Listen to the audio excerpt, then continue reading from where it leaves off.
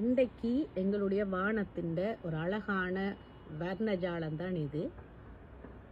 இந்த வர்ணஜாலம் என்ற ஒரு சொல்ல பயன்படுத்தி இருக்கிறேன்.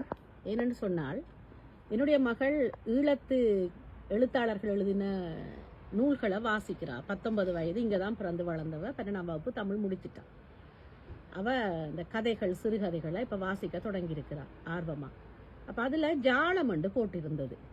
அப்போ ஜாலம் என்றால் என்னன்றது, இது என்ன மொழி என்று சொல்லும் பொழுது, இது வட சொல்லென்று சொல்லப்படுகிறது என்று நான் சொன்னேன்.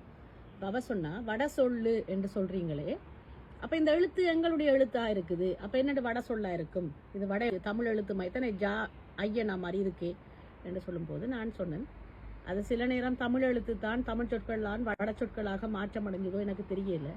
இது ஒரு பெரிய ஆய்வுக்கு உட்படுத்த வேண்டிய விடயம்தான். வட சொற்கள் வட சொற்களா அல்லது தமிழ் சொற்கள் வட சொற்களாக போனதா என்று தெரியாது. அந்த ஜாலம் என்ற வார்த்தையை தான் அதில் பயன்படுத்தி இருக்கிறேன் உங்களுக்கு.